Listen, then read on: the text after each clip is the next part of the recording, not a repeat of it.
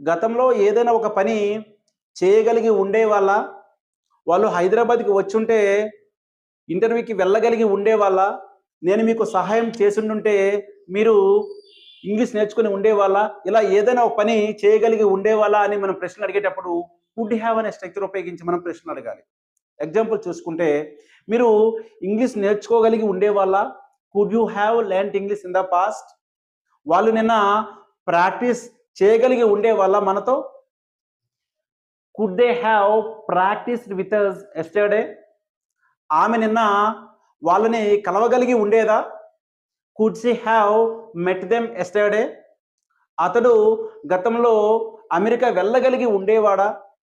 Could he have gone to America in the past? ఇలా గతంలో ఏదైనా ఒక పని చేయగలిగి ఉండేవాళ్ళా అని మనం ప్రశ్నలు అడిగేటప్పుడు కుడ్ హ్యావ్ అనే స్ట్రక్చర్ ఉపయోగించి అడగాలి. ఇవన్నీ మనకి పాజిటివ్ ఇంటరాక్టివ్ అంటే ప్రశ్నల రూపంలో ఉన్నాయి. కనుక could plus subject plus have plus వి3 ప్లస్ ఆబ్జెక్టివ్ ఈ స్ట్రక్చర్‌ని ఉపయోగించుకొని మనం ఇప్పుడు ప్రశ్నలు అడగాలి.